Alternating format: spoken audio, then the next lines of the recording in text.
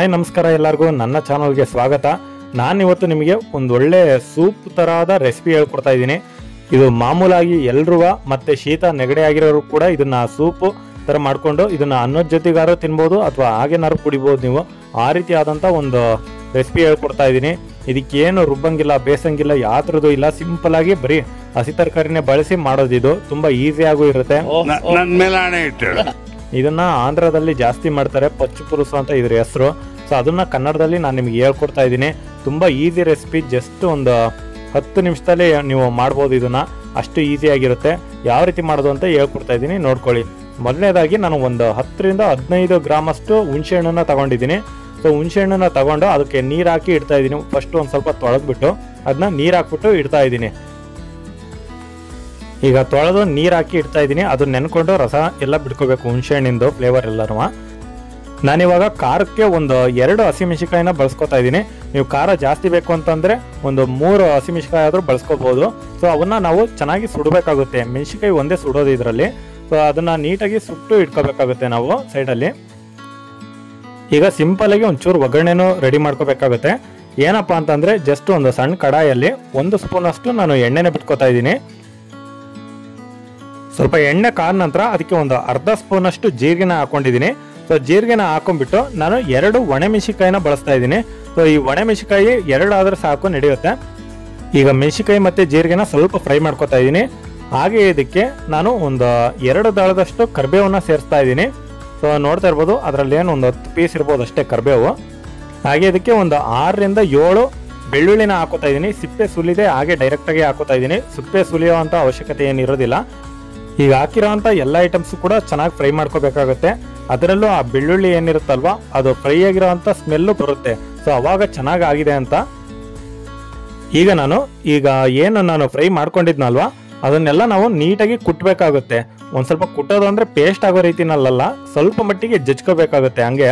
So ಅದಕ್ಕೋಸ್ಕರ ಈಗ ನಾನು ಫ್ರೈ ಮಾಡ್ಕೊಂಡಿರೋದನ್ನೆಲ್ಲ ಇವಾಗ ಹಾಕೋತಾ ಇದ್ದೀನಿ. ಹಾಗೆ ಸುಟ್ಟಿರೋಂಥ 2 ಮೆಣಸಿಕಾಯಿನೂ ಕೂಡ ಹಾಕೋತಾ ಇದ್ದೀನಿ. ಖಾರ ಈಗ 2 ಒಣಮೆಣಸಿಕಾಯಿನೂ ಹಾಕೊಂಡಿದ್ದೀನಿ, ಹಾಗೆ 2 ಹಸಿಮೆಣಸಿಕಾಯಿನೂ ಹಾಕೊಂಡಿದ್ದೀನಿ. ಖಾರ ಇಷ್ಟು ಸಾಕಾಗುತ್ತೆ ಇದಕ್ಕೆ. ಸೊ ಇನ್ನೂ ಜಾಸ್ತಿ ಬೇಕು ಅಂತಂದರೆ ಹಾಕೋಬೋದು. ಮತ್ತೆ ಒಂದು 2 ಮೆಣಸಿನಕಾಳನ್ನು ಕೂಡ ನೀವು ಬಳಸ್ಬೋದು. ಆದರೆ ಘಾಟು ಜಾಸ್ತಿ ಅನ್ನೋ ಕಾರಣಕ್ಕೆ ನಾನು ಹಾಕಿಲ್ಲ ಅಷ್ಟೇ. ನೀವು ಕಲ್ಲುಪ್ಪು ಏನಾರು ಬಳಸ್ತೀರಾ ಅಂತಂದರೆ ಇದಕ್ಕೆ ಒಂದು ಸ್ವಲ್ಪ ಕಲ್ಲುಪ್ಪು ಹಾಕೊಂಡು ಕೂಡ ಜಜ್ಜಬೇಕಾಗುತ್ತೆ. ಸೊ ನೀವು ಹಾಗೆ ಸಣ್ಣ ಉಪ್ಪಿದೆ ಅದನ್ನೇ ನಾವು ಬಳಸ್ತೀವಿ ಅಂದರೆ ಅದನ್ನು ಹಾಕೊಂಡು ಏನು ಮಿಕ್ಸ್ ಮಾಡೋ ಅಂಥ ಅವಶ್ಯಕತೆ ಇರೋದಿಲ್ಲ. ಲಾಸ್ಟಲ್ಲಿ ನಾವು ಹಾಕೊಂಡ್ರೂ ನಡೆಯುತ್ತೆ. ಈಗ ಜಜ್ಜಿರೋದನ್ನೆಲ್ಲ ತೋರಿಸ್ತಾ ಇದ್ದೀನಲ್ವಾ, ಇಷ್ಟರ ಮಟ್ಟಿಗೆ ಜಜ್ಜಿದ್ರು ಸಾಕು. ಏನು ಪೂರ್ತಿ ಪೇಸ್ಟ್ ಆಗಬೇಕು ಅಂತಲೇ ಏನಿಲ್ಲ. ಸೊ ಇದಿಷ್ಟೇ. ಈಗ ನೆಕ್ಸ್ಟ್ ನಾವು ಡೈರೆಕ್ಟಾಗಿ ಸೂಪ್ ಮಾಡೋದು ಹೇಗೆ ಅಂತ ಹೇಳ್ಕೊಡ್ತಾ ಇದ್ದೀನಿ. ಈಗ ಒಂದು ಪಾತ್ರೆ ತಗೊಂಡಿದ್ದೀನಿ ನಾನು. ಸೊ ಆ ಪಾತ್ರೆಗೆ ಮುಂಚೆನೇ ನಾವು ನೆನೆ ಹಾಕಿ ಇಟ್ಟಿದ್ದಂಥ ಹುಣಸೆ ಹಣ್ಣು ಏನಿರುತ್ತಲ್ವಾ, ಸೊ ಆ ಹುಣಸೆ ಹಣ್ಣಿನ ರಸ ಎಲ್ಲ ಅದಕ್ಕೆ ಹಾಕಬೇಕಾಗುತ್ತೆ ನಾನು. ಈಗ ಅದನ್ನು ಹಾಕಿದ ಹುಣಸೆ ಹಣ್ಣೆಲ್ಲ ಚೆನ್ನಾಗಿ ಉಚ್ಕೋತಾ ಇದ್ದೀನಿ, ಅದರ ರಸ ಎಲ್ಲ ಬಿಟ್ಕೊಳೋ ಹಂಗೆ. ಈಗ ಹುಣಸೆ ಹಣ್ಣೆಲ್ಲ ತೆಗೆದ್ಬಿಟ್ಟು ನಾನು ಅದರ ರಸ ಮಾತ್ರ ಹಾಕೋತಾ ಇದ್ದೀನಿ. ಸೊ ಜಾಲರಿನಲ್ಲಿ ಯಾಕೆ ಹಿಡಿದೆ ಅಂತಂದರೆ ಅದರಲ್ಲಿರೋ ಅಂಥ ಅಂಶ ಏನು ಕಲ್ಲು ಆಗಿರ್ಬೋದು, ಏನಾರು ಕಸ ಆಗಿರ್ಬೋದು, ಅದು ಯಾವುದು ಕೂಡ ಇರಬಾರ್ದು. ಜಸ್ಟ್ ಬರೀ ಪ್ಯೂರ್ ಹುಣಸೆ ಹಣ್ಣಿನ ರಸ ಮಾತ್ರ ಇರಬೇಕು. ಸೊ ಅದಕ್ಕೋಸ್ಕರ ಜಾಲರಿನಲ್ಲಿ ಸೋಸ್ಕೋತಾ ಇದ್ದೀನಿ. ನೀವೇ ನೋಡ್ತಾ ಇರ್ಬೋದು ಅದರಲ್ಲಿ ಎಷ್ಟು ಇದು ಬಂದಿದೆ ಅಂತ ಕಸ. ಸೊ ಅದಕ್ಕೋಸ್ಕರ ನಮ್ಮ ಕಡೆ ಕಸ ಅಂತೀವಿ, ನೀವು ಕಸ ಅಂದರೆ ಮತ್ತೆ ಆ ರೀತಿ ಅನ್ಕೋಬೇಡಿ. ನಾವು ಹುಣಸೆ ಹಣ್ಣಲ್ಲಿ ಇರುತ್ತಲ್ವಾ, ಸೊ ಅದನ್ನೆಲ್ಲ ತೆಗಿಬೇಕಲ್ವಾ, ಅದಕ್ಕೋಸ್ಕರ. ಮತ್ತೆ ನಾವು ಒಂದ್ಸಲ ಮಾತ್ರ ಇಂಟ್ಕೊಂಡು ಹಾಕೋದಲ್ಲ, ಪೂರ್ತಿ ಆ ಹುಣಸೆ ಹಣ್ಣಲ್ಲಿರೋ ಅಂಥ ಎಷ್ಟು ತೆಗಿಯೋದಕ್ಕೆ ಸಾಧ್ಯ ಇದೆಯೋ ಅಷ್ಟನ್ನು ಕೂಡ ನಾವು ರಸನ ಹಿಂಡಬೇಕಾಗುತ್ತೆ ಈ ರೀತಿಯಾಗಿ. ಸೊ ಒಂದು 3 ಸಲ ಆ ರೀತಿ ಹಿಂಡ್ಕೊಂಡಿದ್ದೀನಿ ನಾನು. ಒಂದು ಅರ್ಧ ಲೀಟರ್ ಅಂತರೂ ಈಗ ನಮಗೆ ಸೂಪ್ ಸಿಕ್ಕಿದೆ, ಹುಣಸೆ ಹಣ್ಣಿನ ರಸ ಸಿಕ್ಕಿದೆ ಇವಾಗ. ಸೊ ಇದರಲ್ಲಿ ಮತ್ತೆ ನೀವು ಎಕ್ಸ್ಟ್ರಾ ಬೇಕಾದ್ರೂ ನೀರನ್ನ ಆ್ಯಡ್ ಮಾಡ್ಕೋಬೋದು, ಜಾಸ್ತಿ ಬೇಕು ಅಂತಂದರೆ. ಸೊ ಇಷ್ಟೇ ಇರಲಿ ಅಂತಂದರೆ ನೀವು ಎಷ್ಟು ಬೇಕಾಗುತ್ತೋ ಅಷ್ಟು ಮಾತ್ರ ಹಾಕೋಬೋದು. ಗಟ್ಟಿ ಇದ್ದರೆ ಅನ್ನಕ್ಕೂ ಕೂಡ ತಿನ್ನೋಕ್ಕೆ ಚೆನ್ನಾಗಿ ಬರುತ್ತೆ ಇದು. ಇಲ್ಲ ನೀರು ಥರ ಆದರೆ ಸೂಪ್ ರೀತಿ ಕುಡಿಯೋದಕ್ಕೆ ಚೆನ್ನಾಗಿ ಬರುತ್ತೆ. ಈಗ ನಾನು ಸೂಪ್ ರೀತಿನಲ್ಲಿ ಕುಡಿಯೋದಕ್ಕೋಸ್ಕರ ಒಂದು ಎಕ್ಸ್ಟ್ರಾ 1 ಲೋಟದಷ್ಟು ನೀರನ್ನು ಆ್ಯಡ್ ಮಾಡ್ತಾ ಇದ್ದೀನಿ. ಅನ್ನದ ಜೊತೆ ಅಂತೂ ಊಟ ಮಾಡಲ್ಲ, ಅದಕ್ಕೋಸ್ಕರ ಸೂಪ್ ರೀತಿನೇ ಇರಲಿ ಅಂತ ಹೇಳಿ ನಾನು ನೀರನ್ನ ಹಾಕ್ಕೊಂಡು ರೆಡಿ ಮಾಡ್ಕೊಂಡಿದ್ದೀನಿ ಇವಾಗ. ಸೊ ನೋಡ್ತಾ ಇರ್ಬೋದು ಕೆಂಪಿಗೆ ಎಷ್ಟು ಚೆನ್ನಾಗಿ ಬಂದಿದೆ ಅಂತ, ಪ್ಯೂರ್ ರಸ ಅದು ಹುಣಸೆ ಹಣ್ಣಿಂದು. ಆ ರೀತಿ ಜಾಲರಿಯಲ್ಲಿ ಸೋಸಿರೋದು ನಾನು. ಈಗ ಕುಟ್ಟಿರೋ ಅಂಥ ಖಾರ ಏನಿರುತ್ತಲ್ವ ಅದಷ್ಟನ್ನು ಕೂಡ ಹಾಕೋತಾ ಇದ್ದೀನಿ. ಹಾಕೊಂಡ್ಬಿಟ್ಟು ಇನ್ನೂ ಅದರಲ್ಲಿ ಕುಟ್ಟಿರೋ ಅಂಥ ಅಂಶ ಇರುತ್ತಲ್ವ, ಖಾರದ ಅಂಶ. ಸೊ ಅದಕ್ಕೋಸ್ಕರ ಮತ್ತೆ ಆ ನೀರನ್ನೇ ಹಾಕೊಂಡು ಒಂದು ಸ್ವಲ್ಪ ಮತ್ತೆ ವಾಪಸ್ ಹಾಕೋತಾ ಇದ್ದೀನಿ ನಾನು. ಯಾಕಂದರೆ ವೇಸ್ಟ್ ಆಗಬಾರ್ದಲ್ವ ಅದೆಲ್ಲ ಖಾರದ ಅಂಶ. ಸೊ ಅದಕ್ಕೋಸ್ಕರ ಈಗ ಒಂದು ಅರ್ಧ ಸ್ಪೂನ್ ಅಷ್ಟು ನಾನು ಸಣ್ಣ ಉಪ್ಪನ್ನ ಬಳಸ್ತಾ ಇದ್ದೀನಿ.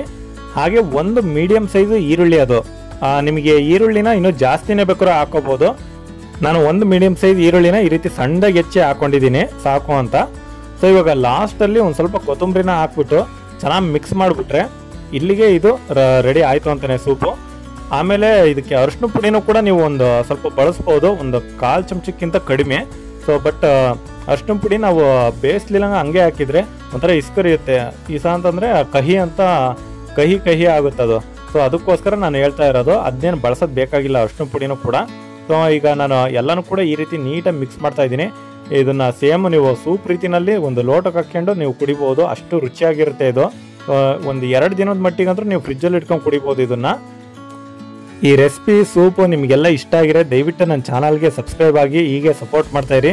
So thanks for watching. ಇದನ್ನಂತೂ ಮಿಸ್ ಮಾಡ್ಕೋಬೇಡಿ. ಯಾರು ನೆಗಡಿ ಆಗಿರೋಕ್ಕಂತೂ ಇದನ್ನು ಕೊಟ್ಟರೆ ಸಾಕು, ಒಂದು ಸಲ ಕುಡಿದ್ರೆ ಎಲ್ಲ ಇಳಿದೋಗ್ಬಿಡುತ್ತೆ. ಸೊ ಅದಕ್ಕೋಸ್ಕರ